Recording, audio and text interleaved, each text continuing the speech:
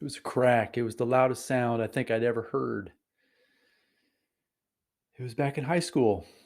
High school, 1993 for me, senior year. I was on the basketball team in a gymnasium full of fans uh, cheering.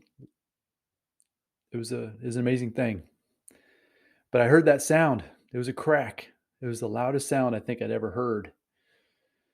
And what it was my basketball coach. I was on the bench. I was having a terrible game. I wasn't scoring well. I was in some foul trouble, and I was sitting on the bench. He'd pulled me from the game, and that crack was him in front of me stomping his foot. He would dress up for the games, and he used to wear these hard soled leather shoes that when he walked, they'd click on the ground on the hardwood floor. They would click, click, click as he walked. Well, what he had done is he was right in front of me, and he just stomped his foot really hard. It's just cracked. And as I said, it scared me to death because what I was doing at that moment is I was staring up into the stands, looking at my father, trying to get some direction on how I was going to make that game better. Up to that point, he was always telling me what to do, where to go, how to be, everything. And my coach at that moment stomped his foot, got my attention, and bent over and looked me straight in the eye. And he said, Randy, if I ever catch you staring up into the stands looking for help on how to play basketball on my team, you will never play for me ever again. Ever. And as he walked away, I just sat back and I just thought to myself, wow, that was the first time up to that point I didn't even realize that I had been looking for outside sources telling me how to be, what to do. It was eye opening at the time. I didn't even realize it until I reflected on it now past in the last few years or so. But that moment was the first time somebody from outside of my world was calling me out that I had never really put in my own attention into how I was going to achieve things in my life.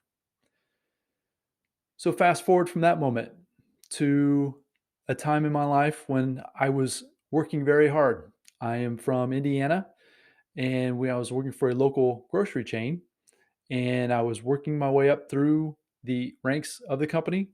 I was one of those that would be willing to do anything, work hard.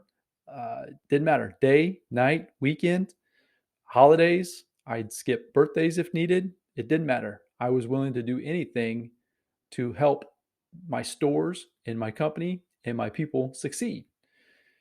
And that was something also ingrained in me growing up, listening to my father and those that were around me, programming me to believe and think in these things. And it wasn't necessarily all bad, but it didn't necessarily help me receive the results that I was looking for. So, fast forward, as I mentioned, I had actually worked hard enough to work my way up into being a store manager. And so I had my own store as a brand new location, beautiful facility, new people. It was great. It was fantastic. I had worked very hard to get there, and I was very grateful to have it. I once again would work nights, work weekends, didn't matter. Anything I had to do to make that store succeed, I was willing to do. And up until, I mean, it was even, I was willing to cut the grass. I was willing to go outside and pull weeds. The store was struggling from the beginning. It wasn't quite the right mix. It didn't really do real well from the beginning, so it was struggling from a profitability standpoint. And it was obvious from day one that it was going to struggle to even to keep open and stay opening. So what I did is like I said, I was willing to do anything. I would literally throw my mower in the back of my car and I would take it down to the store and I would cut the grass to save the store some money. I would go out and pull the weeds in the flower beds to save the store some money. Anything I could do, I was going to be willing to do anything to help that store succeed. But what I had found out is that effort didn't necessarily mean anything, meaning that the store, the company, they weren't necessarily worried about me and the effort that I was giving to that store. They were obviously more worried about the profitability of the company, of the business.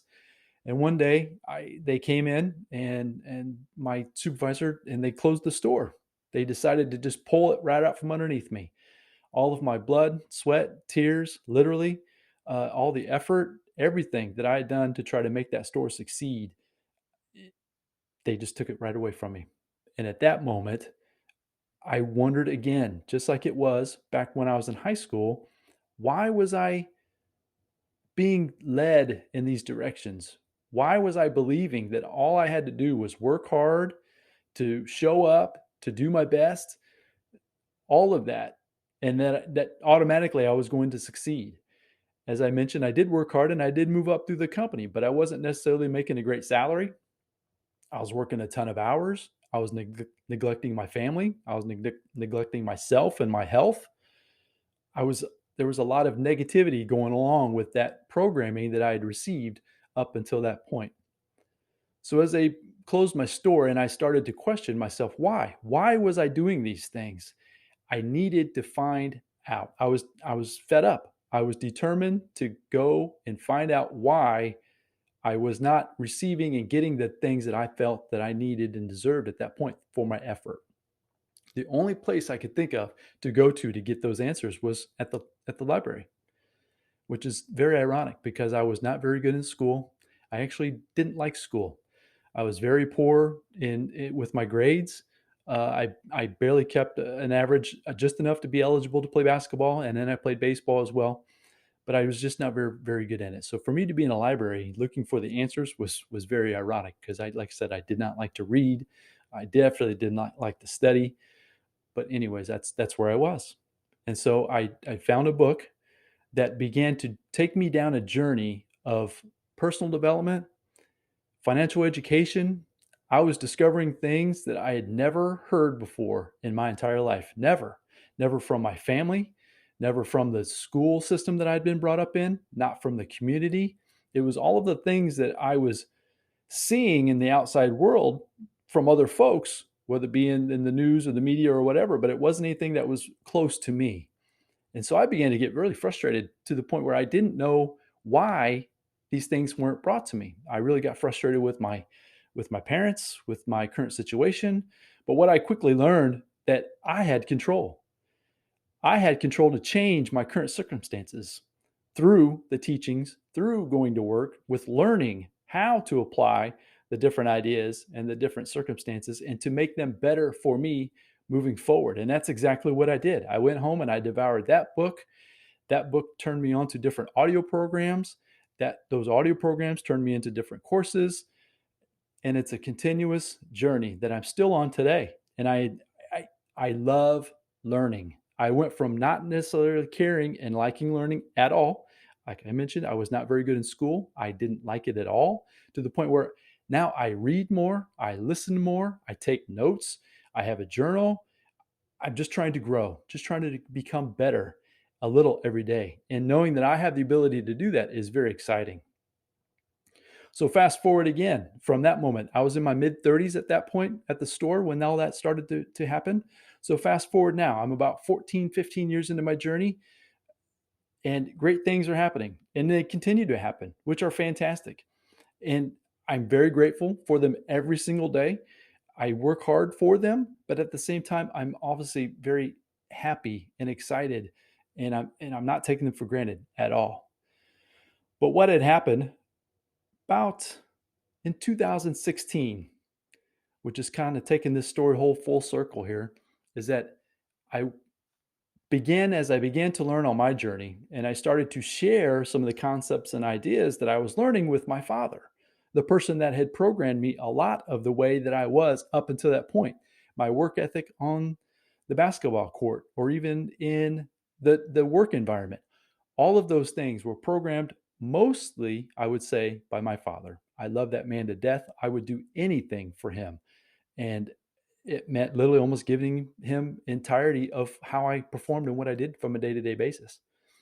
So as I began to learn, I began to share, and he began to then learn, and then he began to apply. And we both started to see some fantastic results from the changing of those ideas and the programming that he had and that I had. And one night he came over. He was so excited. He came over to my house with a stack of papers. It had to be like this. And what he had done, and he had gone out and looked at several deals, different ideas, and he was coming over so excited to share those ideas with me. We sat at the kitchen table, and I just let him go on and on and on. He was showing me one thing, and then showing me the next thing, and then showing me the next thing, and talking about all the possibilities, and what if we did this, and what if we did that. As I mentioned, he was tickled to death. It was almost like he was a little kid. The sad part about that story, though, is it was about 6 months prior to him finding out that he was diagnosed with cancer. And it was one of those types of cancer that when he found out, or when we found out, it was a very short window from when we found out to when he passed. But through this entire experience with my father, from back in high school, all the way up through my working career, and then now into the 14 years now of my personal development journey and growing and becoming, is that I realized that I didn't know.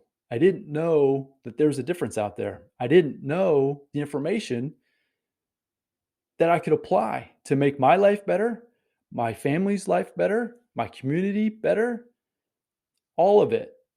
And it's all because I didn't know. And it's also because my dad didn't know. What I discovered that night at the table is that he didn't know. That's why he wasn't sharing with me. I was so mad and frustrated with him for not sharing with me these concepts, these ideas. But the reality is he didn't know, which tells me that his family didn't know. And it's generational. And so now, today, or since then, since my beginning of the journey 14, 15 years ago now, is that I'm beginning a new generational quest moving forward. And I'm super excited about it. So I invite you along with me. I'm here to try to help you, try to show you. I'm going to be sharing some of the basics, the concepts, the things that I've learned that I've been able to apply. I've been able to, since then, I've generated and started a multiple six-figure business that I run now from the house. My relationship with my wife is better than ever. I've been able to raise 3 kids that are very productive out there in society, getting things done, applying the concepts that I've been able to teach them.